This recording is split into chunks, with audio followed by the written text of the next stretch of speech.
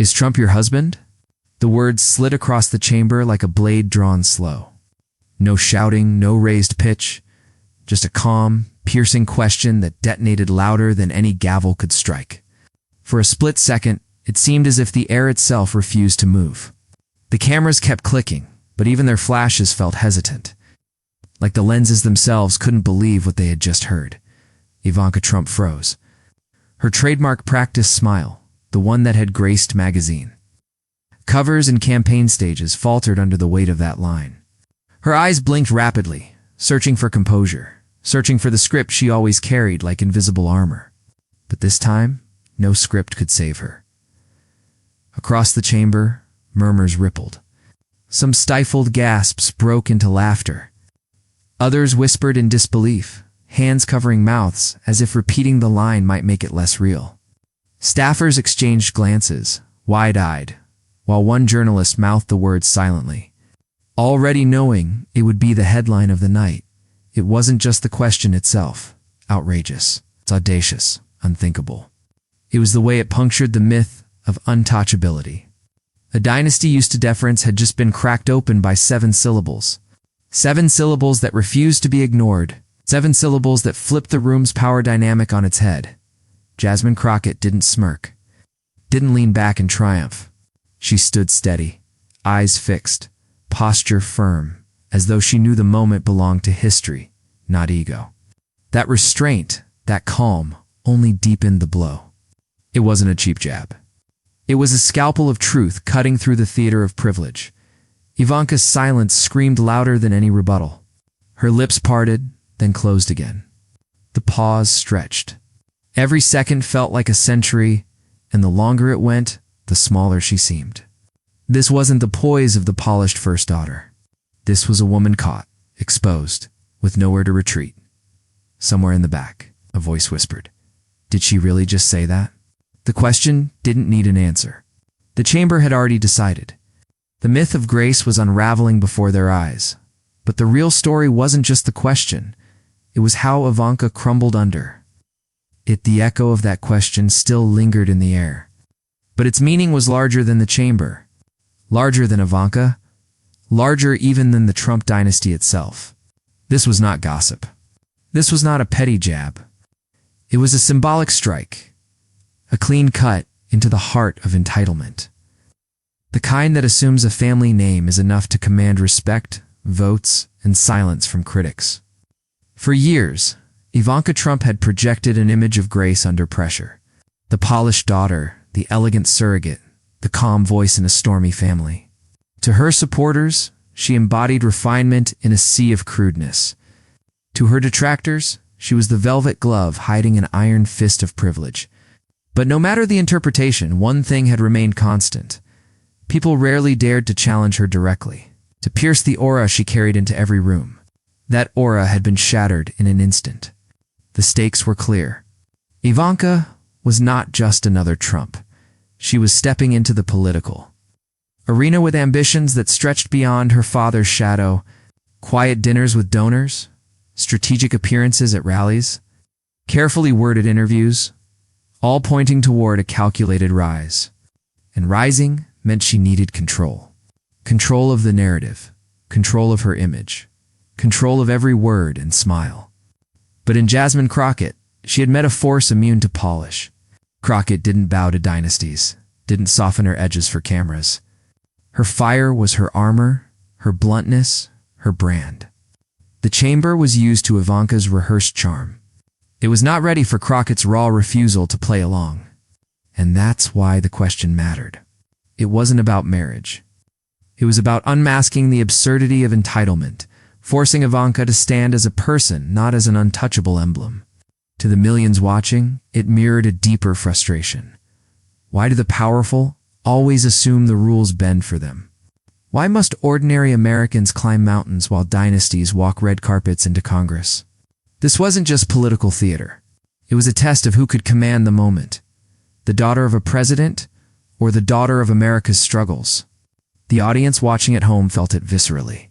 Social feeds lit up with clips replaying the moment. Some laughed, some shouted at their screens. Some whispered to themselves that it was about time someone spoke truth to privilege. In coffee shops, on group chats, in union halls, people recognized themselves in Crockett's audacity. That wasn't just her voice. It was theirs, bottled up and finally unleashed. And yet, the confrontation was only beginning. If Ivanka thought this would pass as just another awkward pause, a stumble quickly, smoothed over with a well-practiced smile, she was mistaken. Crockett hadn't just come with one question. She had come prepared, armed with precision, with facts, with the receipts that could drag the polished facade into the harsh light of scrutiny. The chamber sensed it too. You could feel the shift, the weight of anticipation pressing down like a storm about to break. Ivanka wasn't facing a heckler she could dismiss or a journalist she could charm.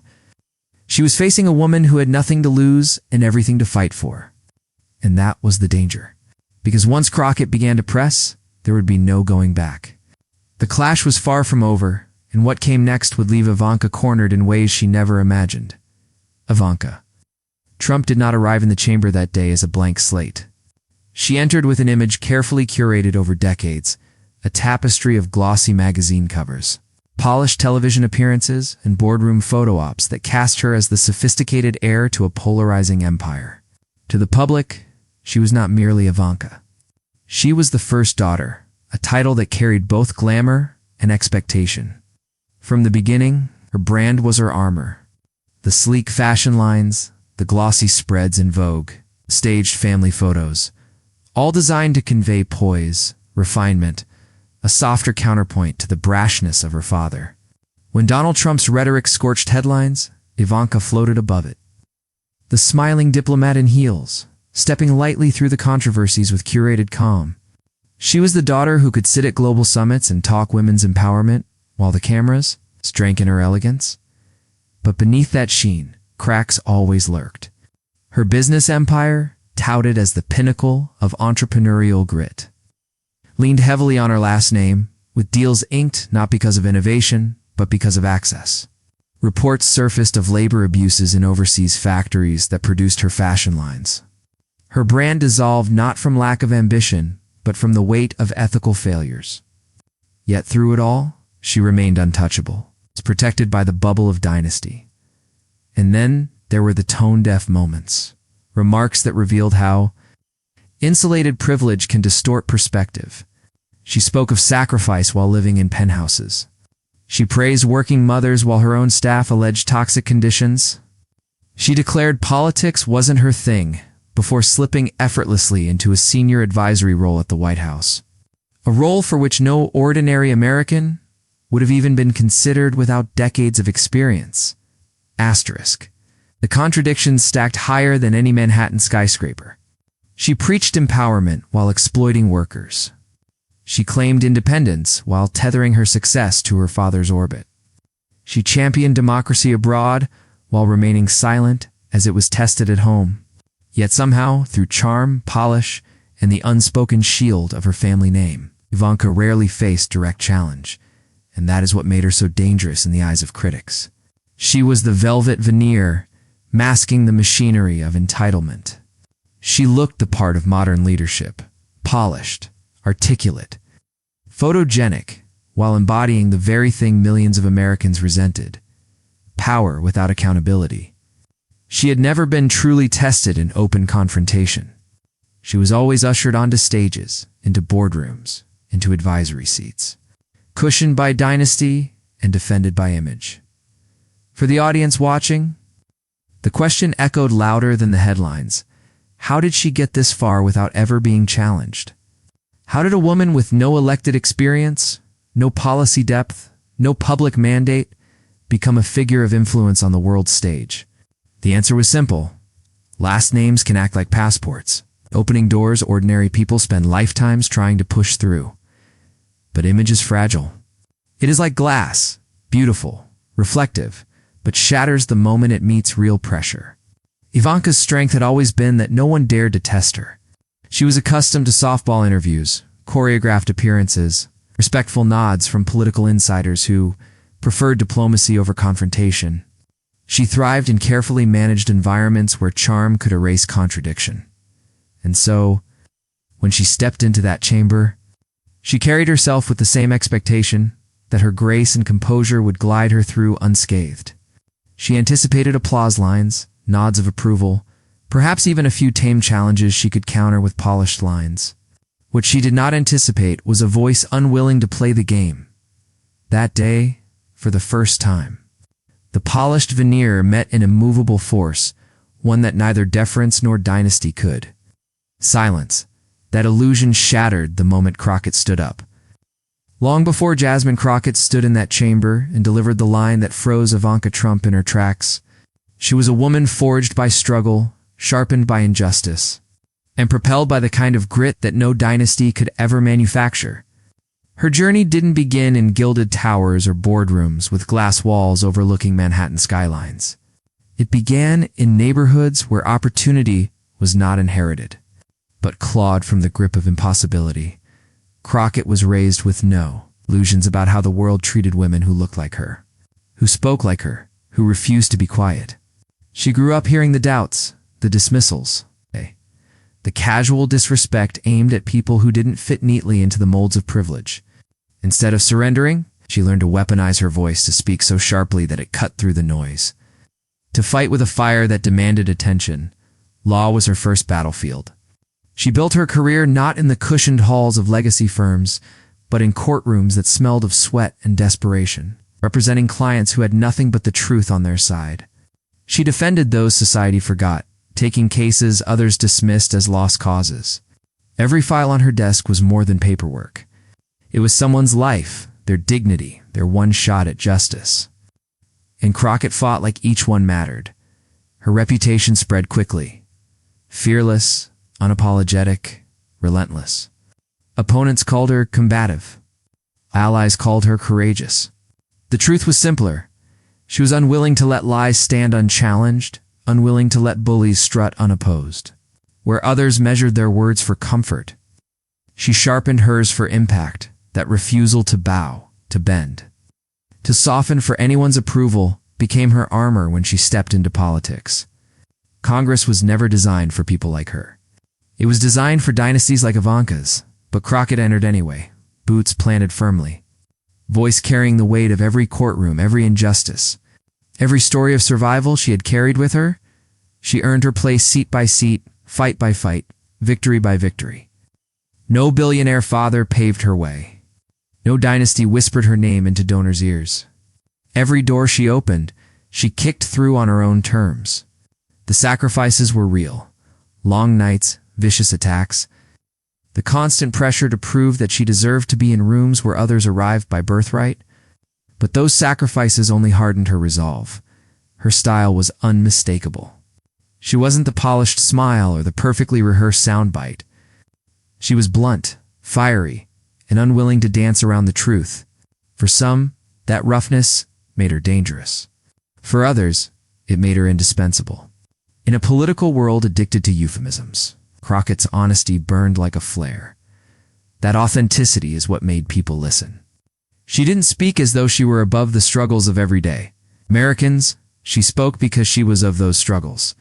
She carried the cadence of protest chants, the sharpness of courtroom rebuttals, the clarity of lived experience. Two working-class families, immigrants, and those long ignored by dynastic politics, she wasn't just a representative. She was a mirror, reflecting their grit back at them. And perhaps most importantly, Crockett was unafraid of power. She didn't flinch at big names or family legacies.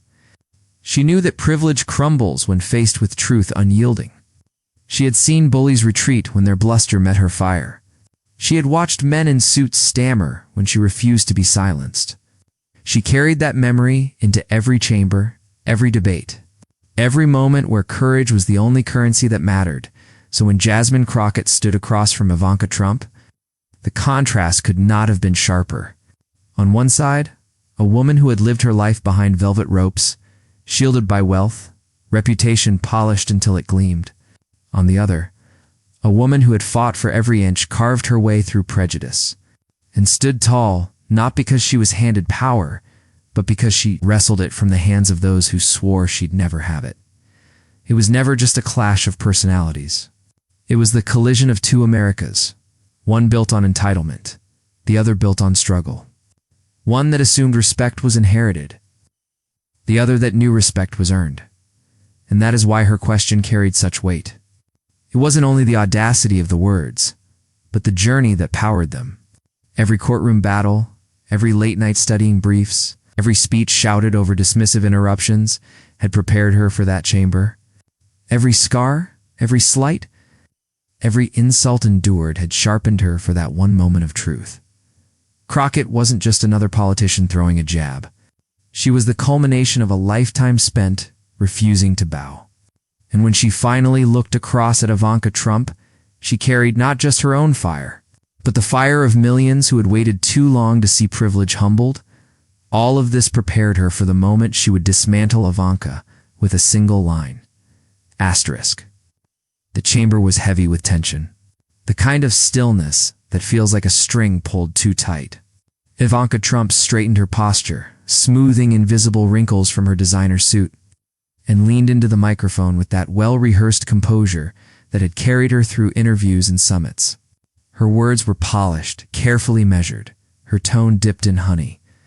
She spoke of family values, of integrity, of the need for respectful discourse in politics.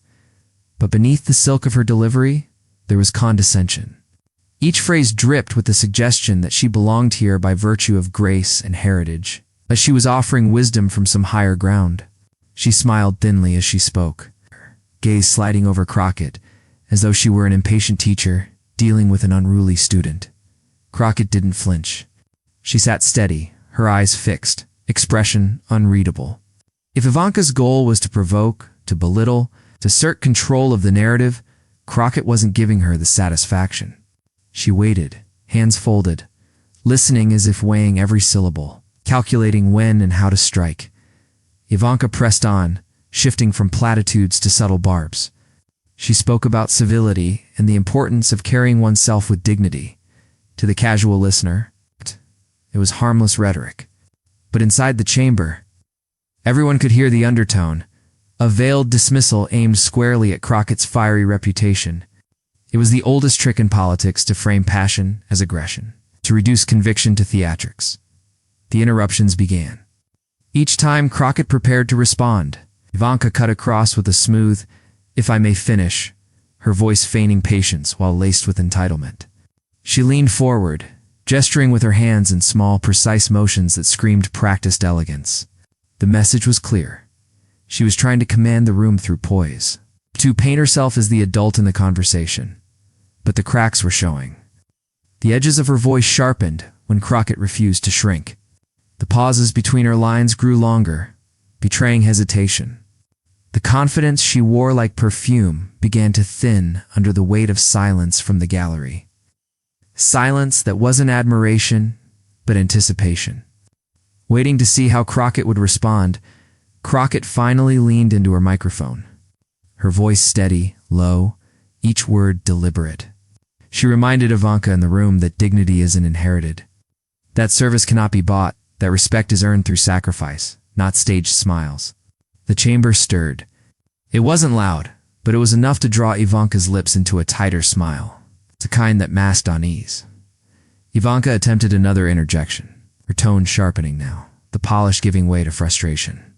She spoke over Crockett, words tumbling faster, her condescension slipping into something more defensive. The rhythm of the exchange shifted. Ivanka rattled, Crockett unshaken. It became a duel of contrasts. Ivanka's veneer of calm cracking under pressure, Crockett's composure hardening like steel. Every attempt Ivanka made to steer the conversation back to safe ground only highlighted her unease. Every pause, every stumble, every flicker of irritation betrayed a woman unaccustomed to being confronted so directly. The chamber felt it. Reporters scribbled frantically. Staffers exchanged glances, and somewhere in the gallery, quiet chuckles slipped out. Everyone sensed the imbalance tilting. The tide pulling away from the polished first daughter and toward the congresswoman who had refused to. "Bo," Crockett bided her time, her silence as sharp as her words. She let Ivanka's interruptions pile up, let the arrogance expose itself. She didn't rush, didn't rise to the bait of dismissal. Instead, She waited until Ivanka's performance had stretched too thin, until the entitlement lay bare for all to see. And then, with the entire room holding its breath, Crockett delivered the line heard around the world. The air inside the chamber had grown thick, the tension pressing down like a storm about to break. Ivanka Trump, still perched with her posture perfect, had just finished another round of polished remarks, words laced with sugar, but weighted with condescension. She looked around as if to remind the room that she was in control. But Jasmine Crockett didn't move, didn't blink. Instead, she leaned back slightly, folded her arms, and let the silence hang. Her eyes never left Ivanka's, and the longer she held that gaze, the more powerful it became. A silence like this wasn't absence, it was presence. Every second Crockett refused to speak. Ivanka's confidence drained, second by second, like sand through an hourglass. Reporters shifted in their seats. A few staffers craned forward, sensing that something was coming. The gallery was hushed, waiting, their collective breath held hostage by Crockett's restraint. It was the calm before the thunder. And then Crockett leaned forward, microphone catching her voice as if the universe itself had been waiting for her to speak. Her tone was measured, unhurried. Her words almost casual, and yet they struck with the precision of a scalpel. "Is Trump your husband?" The room convulsed. Gasps shot through the chamber like a shockwave. Some muffled laughs erupted before being hastily stifled. Phones lit up instantly in the gallery. Reporters' fingers flew across keyboards. Somewhere in the back, a single, stunned, "Oh my God," slipped out before vanishing into the silence that followed. Ivanka froze. For the first time, her composure cracked in full view of the cameras. Her carefully constructed mask of poise shattered, leaving her blinking rapidly, mouth opening but no words forming. The chamber, once under her control, had turned against her in an instant. Her body language betrayed the unraveling. She shifted in her chair, smoothed her skirt twice, then gripped her notes as though they might anchor her. She blinked furiously, glanced down, glanced up, swallowed. The woman who had spoken in seamless, rehearsed paragraphs now stumbled over the simplest thing. Denial. "No, course not," she stammered, her voice thinner than before. That's absurd. I don't even..." But the damage was done. Every hesitation, every stammer, every twitch of her hands told the story louder than her denial ever could. She wasn't in control anymore. Crockett was. And Crockett? She didn't smile, didn't gloat, didn't so much as shift in her chair. She simply sat there, calm and unshaken, her silence radiating the kind of hero energy that doesn't need to explain itself. She had asked the question, landed the blow, and now let the weight of it linger in the air. Within minutes, the outside world had joined the chamber. On social media, live tweets exploded. Did Jasmine Crockett just ask Ivanka if Trump is her husband?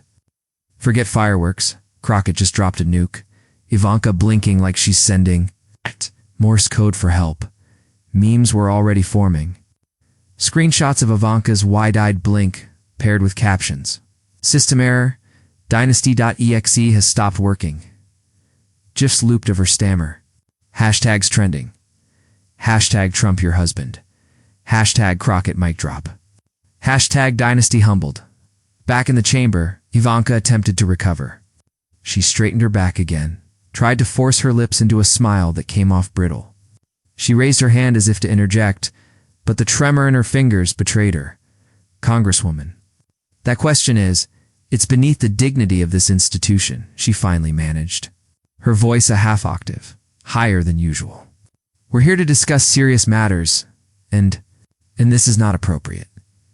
But every word she spoke only deepened the impression that she was on the defensive. Her protest sounded less like authority and more like a plea to regain lost footing. Meanwhile, Crockett didn't flinch. She let Ivanka twist in her own words, then leaned back, speaking with a quiet certainty that cut sharper than any shout. "Dignity doesn't shield you from accountability. And when dynasty is mistaken for democracy, questions will be asked." The gallery erupted. Gasps, murmurs, even a few claps quickly hushed by officials. Reporters scribbled furiously, aware they had just witnessed the headline moment of the year. In that instant, the power in the room shifted entirely. For weeks, Ivanka had been framed as untouchable, the polished daughter, the controlled presence, the one who could glide past confrontation. But Crockett had shattered that illusion with a single, piercing question. Ivanka sat smaller now, shoulders slightly hunched, her gaze darting between her notes and the cameras. She looked less like the confident face of legacy and more like someone cornered, exposed. Crockett, by contrast, appeared larger, steadier. Her presence magnified by restraint. She hadn't needed to rant, hadn't needed theatrics. The precision of her strike was enough. And in politics, where perception is power, Crockett had just rewritten the script. The chamber itself felt transformed. What had begun as a controlled exchange dominated by Ivanka's polished lines had become a theater of reversal, a stage where dynasty bowed under the weight of dignity. The emotional climax rippled through every seat. Every camera, every viewer tuned in. Power had shifted. For once, the first daughter wasn't untouchable. For once, the dynasty stood humbled. And Crockett. She didn't need applause, didn't need validation. Her victory was the silence that followed, a silence filled not with control, but with awe. The scene lingered, cinematic in its simplicity. Ivanka rattled. Blinking and fumbling, Crockett calm and unshaken. Hero and villain, arrogance and dignity. Laid bare before the nation, but this was only the beginning. Because while the chamber was stunned into silence, the real battlefield, the world outside, the endless storm of headlines, reactions, and debates was just beginning to ignite. But the fallout outside the chamber would be even bigger. Asterisk, the chamber's silence had barely settled before the outside world erupted. Within seconds of the clip hitting live feeds, Twitter ignited into a frenzy. The question, 4 words strung together with surgical precision, became a cultural earthquake. By the end of the hour, hashtags blazed across screens. Hashtag Trump your husband. Hashtag Crockett crushes Ivanka. Hashtag Dynasty humbled. Clips were clipped. Memes were made. Oh. And the digital wildfire had no containment. Every blink of Ivanka's stunned face was replayed, slowed down, remixed with sound effects, and captioned with punchlines. Crockett's unflinching calm was frozen into images that read, "Strength looks like this." Commentators wasted no time. On CNN, the clip rolled on loop, with one analyst leaning forward, grinning.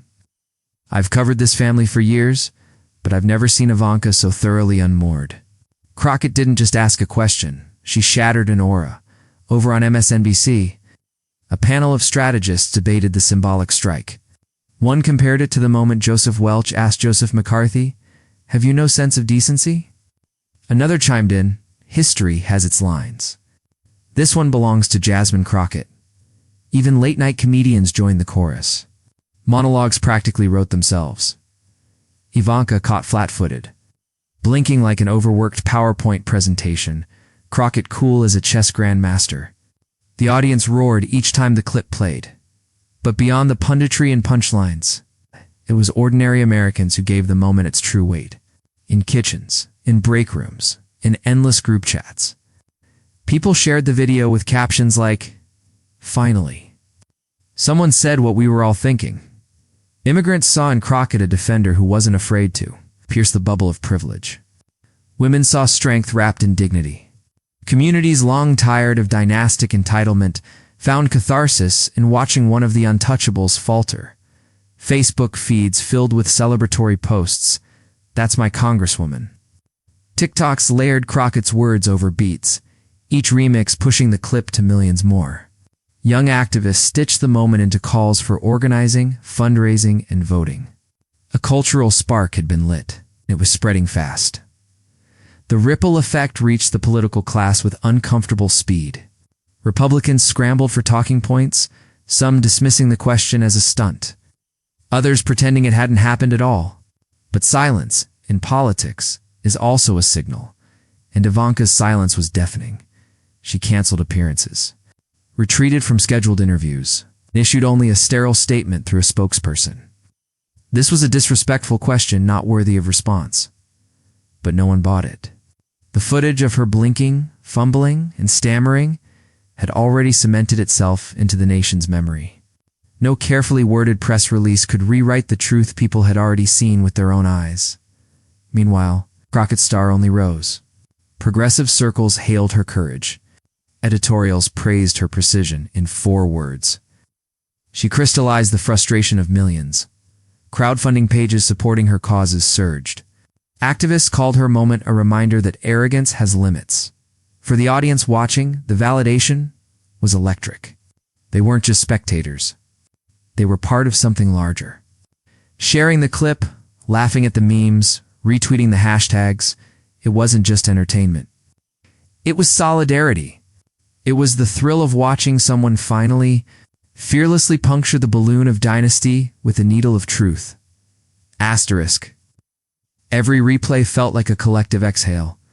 After years of watching privilege skate by, here was proof that it could be stopped cold. The line had become more than a question. It had become a rallying cry.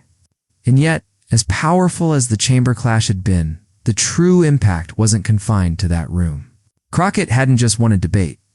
She had transformed the balance of perception, cracked the dynasty's armor, and unleashed a current that was only beginning to swell. Yet, Crockett didn't just win the clash, she transformed it into something bigger. Asterisk when the storm of laughter, gasps, and headlines began to settle. Something deeper took root. Crockett herself never lingered on the moment as a cheap shot. She didn't frame it as gossip, didn't relish it as humiliation for its own sake. Instead, she used it as a mirror, not just for Ivanka, but for the nation. Her message was simple, yet piercing. Dignity must always rise above dynasty.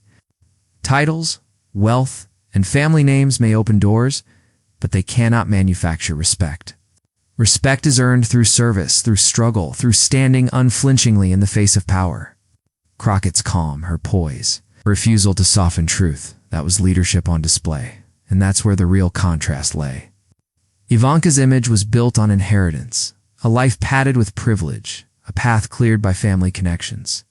Crockett's presence in that chamber was built on sweat, late nights, cases fought in crowded courtrooms, and a voice sharpened by years of demanding justice when it was easier to stay silent. One had been handed access. The other had clawed her way in. 2 Americans watching, the lesson struck home. True leadership isn't about bloodlines. It's about backbone. It isn't about being born into a dynasty. It's about daring to confront one.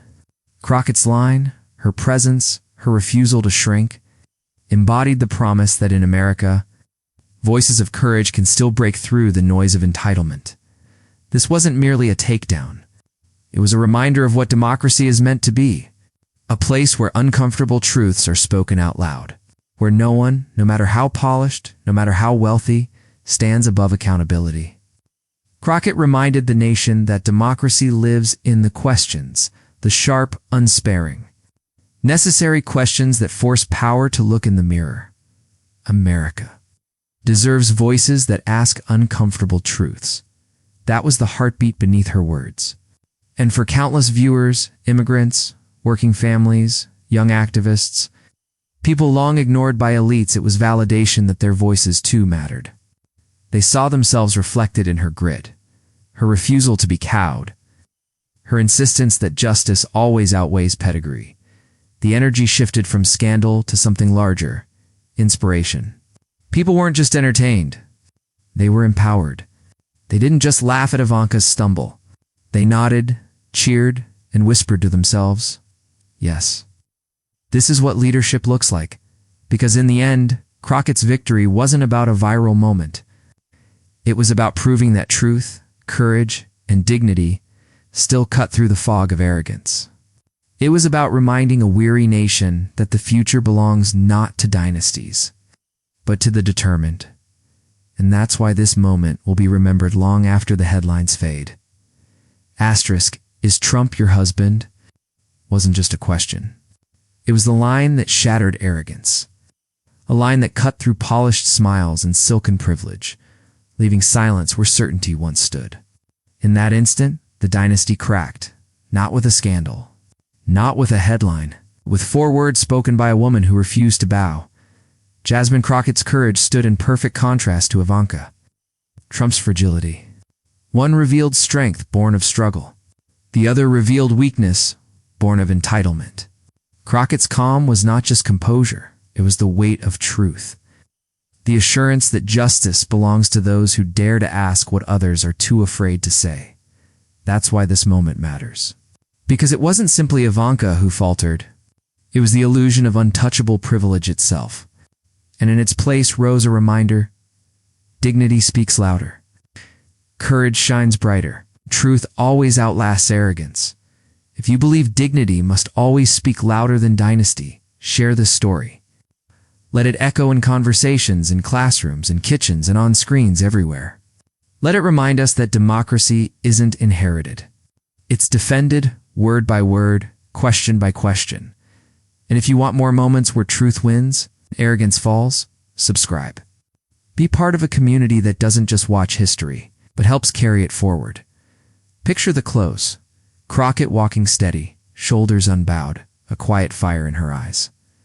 Behind her, Ivanka sits diminished, silent, forgotten, a relic of entitlement, fading as the future moves on without her.